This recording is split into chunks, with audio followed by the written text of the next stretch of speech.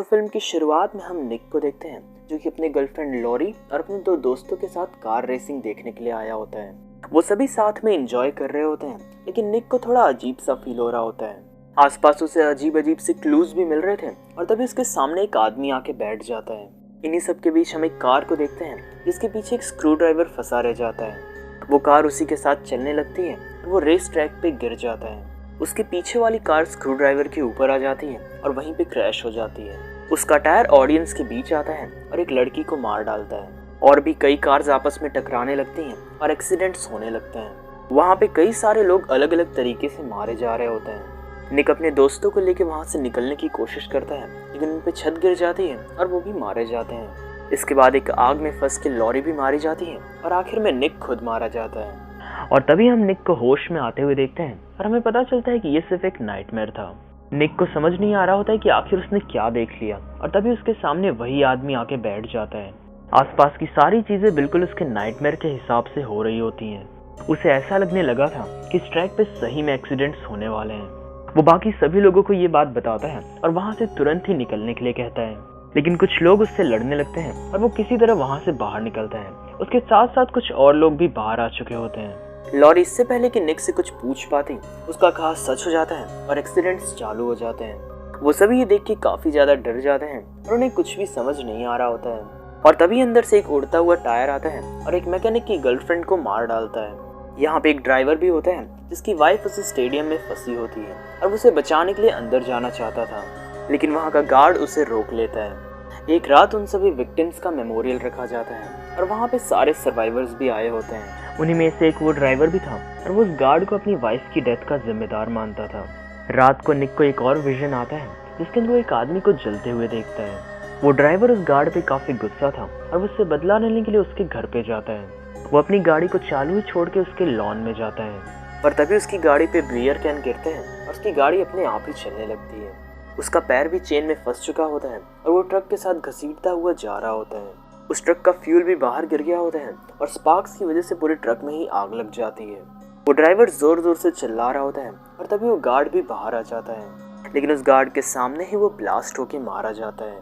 निक को जब ये पता चलता है तो उसे पता चल जाता है कि उसके विजन सच हो रहे हैं। इसी दौरान उसे एक और विजन आता है, लेकिन उसे समझ नहीं आ रहा होता है कि अभी किसकी बारी है। तभी हम समंथा को देखते हैं जो कि अपने बच्चों के साथ सैलून में गई होती है। वो दोनों बच्चे एक साइन बोर्ड पे पत्थर मार रहे होते हैं, लेकिन वहाँ का गार्डनर उन्हें भगा देता है। समंथा के साथ कई सारे एक्सीडेंट्स हो रहे होते हैं, लेकिन वो बाल बाल बच रही होती है। वो वहाँ से बाहर निकलती है और अपने बच्चों के साथ वापस जा रही होती है। और तभी वो गार्डनर भी घास काट रहा होता है, पर तभी उसके लॉन मोवर के बीच वही फेंका हुआ पत्थर आता है जो कि सीधा आके समंथा की आंख में लगता है और वो वहीं पे मारी जाती है। निक को जब ये सारी न्यूज़ पता चलती है तो उसे समझ आ गया था कि डेथ उनके भी पीछे लगी है। वो फ्लाइट 180 के बारे में भी रिसर्च करते हैं और उन्हें पता चल जाता है कि डेथ किस तरीके से अपने विक्टिम्स का पीछा करती है। उन्हें ऐसा लग रहा था कि अगर वो इस सिलसिले को बीच में रोक देंगे तो फिर उनकी डेथ नहीं होगी। निक और लॉरी अब पता लगाना चाहते थे कि आखिर डेथ किस पैटर्न में उनका शिकार करेगी, और इसलिए वो दोनों उसी स्टेडियम में जाते हैं ताकि वो सिटिंग अरेंजमेंट्स को चेक करके पता लगा सकें कि आखिर अगला नंबर किसका है। वहाँ पे उन्हें वही गार्ड भी मिलता है और वो उन्हें कैमरा फुटेजेस दिखाता है। वो सीट्स की मदद से पता लगाते हैं कि अगला नंबर उस मैकेनिक का है। वो उसके वर्कशॉप पे जाते हैं और उसे पूरी बात बताते हैं, लेकिन वो उनकी बात पे भरोसा नहीं करता है। लेकिन तभी एक वैन उसकी तरफ आने लगती है और वो किसी तरह उससे बचता है। उसे उनकी बातों पे भरोसा हो गया होता है और वो वहाँ से बाहर निकलता है, लेकिन तभी अंदर से एक गैस सिलेंडर आता है और वो उसे उड़ाते हुए मार डालता है। निक इसके बाद प्रेडिक्ट करता है कि अगला नंबर उसके दोस्त हंट और जेनेट का है, और वो अपने विजन्स की मदद से बताता है कि उनकी डेथ पानी की वजह से होने वाली है। निक हंट को बचाने के लिए जाता है और जॉर्ज और लॉरी जेनेट को बचाने के लिए जाता है। जॉर्ज यहाँ पे उसी सिक्योरिटी गार्ड का नाम है। जेनेट एक कार वॉश एरिया में होती है और हंट एक वाटर पार्क में। उसकी कार बीच में ही अटक जाती है और ऊपर की छत भी सही सही नहीं खुल रही होती है। अगले ही पल ऊपर की पाइप भी टूट जाती है और सारा पानी अंदर आने लगता है। दूसरी तरफ हंट का एक कॉइन उसी पुल में गिर गया होता है और वो उसे निकालने के लिए अंदर जाता है, लेकिन उसने गलती से उस पुल का ड्रेनेज सिस्टम भी एक्टिवेट कर दिया होता है और इसी कारण से वैक्यूम की वजह से वो वहीं पानी के नीचे फंस जाता है। जेनेट की पूरी कार पानी से भर गई होती है, लेकिन वो किसी तरह अपना सर बाहर निकाल लेती है। यहाँ पे ऐसा लगता है कि उसकी जान बच गई है, लेकिन तभी उसकी कार आगे बढ़ने लगती है। पर आखिर में लॉरी वहाँ पे पहुँच जाती है और वो अपनी कार से उसकी कार को धक्का देती है और उसकी जान को बचा लेती है। जेनेट की तो जान बच गई, लेकिन हंट जो था वो लगातार उस पाइप के अंदर खिंचा जा रहा होता है और प्रेशर इतना ज़्यादा बढ़ जाता है कि उसकी बॉडी के टुकड़े हो जाते हैं, जिससे हंट मारा जाता है। इन सब के बाद अब जॉर्ज का नंबर था, लेकिन उसका जिंदगी पे से भरोसा उठ चुका था और वो खुद ही मरना चाहता था।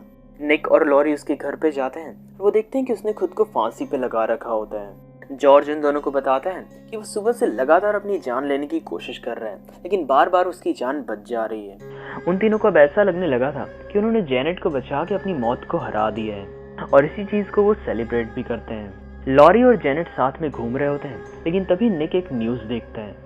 न्यूज में वो देखता है कि उनके सामने जो आदमी बैठा था स्टेडियम में, उसे किसी तरह बचा लिया गया है। निक समझ जाता है कि अभी उसी आदमी की बारी है और वो उसके पास जाने लगता है और वो बाकियों को भी वहाँ पे बुला लेता है, पर वो सभी वहाँ पे काफी देर से पहुँचते हैं और वो आदमी उनके पहुँचने से पहले ही मारा जाता है। निक और जॉर्ज वहाँ से बाहर निकलते हैं क्योंकि उन्हें उन दोनों लड़कियों को भी बचाना था। वो दोनों साथ में बात करते हुए जा रहे होते हैं, लेकिन तभी एक एम्बुलेंस जॉर्ज को उड़ा ले जाती है। निक इसके बाद तुरंत ही मॉल पहुँचता है और वो लॉरी को ढूंढने लगता है। उसे इसी दौरान कई सारे आग के विजन्स आ रहे होते हैं। लॉरी और जेनेट एक सिनेमा हॉल में होती हैं और उसके पास वाले कमरे में ही आग लग गई होती है। निक भी तुरंत ही वहाँ पे पहुँचता है और उन दोनों को बताता है कि मौत का सिलसिला अभी तक रुका नहीं है। पर तभी उस हॉल में ब्लास्ट होता है जिसके अंदर जेनेट मारी जाती है। निक और लॉरी वहाँ से निकलने की कोशिश करते हैं, लेकिन लॉरी एक एस्केलेटर में फंस के मारी जाती है। और तभी निक को होश आता है, यानी कि ये सब कुछ उसका विजन था। वो अभी भी जॉर्ज के साथ ही होता है और रोड को क्रॉस कर रहा होता है। निक जानता था कि जॉर्ज के साथ क्या होने वाला है, लेकिन वो टाइम पे रिएक्ट नहीं कर पाता है, जिसकी वजह से जॉर्ज मारा जाता है। निक इसके बाद सिनेमा हॉल पहुंचता है जहाँ पे उसे उन दोनों को बचाना था। वो सीधा उस कमरे में जाता है जहाँ पे आग लगी होती है और वो फायर एक्सटिंग्विशर की मदद से आग बुझाने की कोशिश करता है, क्योंकि उस ब्लास्ट को रोकने का यही एक तरीका था।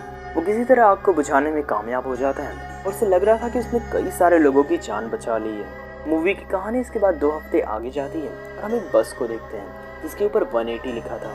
निक, लॉरी और जेनेट एक कैफे में होते हैं और अपनी जिंदगी को सेलिब्रेट कर रहे होते हैं। और कमाल की बात तो ये है कि इस कैफे का नाम डेथ बाय कैफीन था।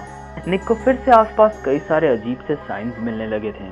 इन सब को देख के वो समझ चुका था कि वो मौत से अपना पीछा नहीं छुड़ा सकता है। मौत ने उसके लिए ये सब कुछ प्लान किया था क्योंकि उसकी डेथ यहीं पे होनी थी। वो ये भी समझ चुका था कि उसके साथ अभी तक जो कुछ भी हुआ वो उसे यहाँ पे लाने के लिए था, क्योंकि उसकी मौत यहीं पे लिखी है। वो जब ये सब कुछ सोच रहा होता है तभी एक ट्रक आता है और उन तीनों को कुचल के मार डालता है और मूवी यहीं पे खत्म हो जाती है। तो ये था आज का एक्सप्लेनेशन। उम्मीद करता हूँ कि आपको ये वीडियो पसंद आया होगा। ऐसी और भी कमाल के वीडियोस देखने के लिए चैनल को सब्सक्राइब कर लें और अगर ये वाला वीडियो पसंद आया हो तो इसे लाइक करें। तो फिर चलिए मैं आपसे मिलूंगा अगले वीडियो में, तब तक के लिए गुड बाय।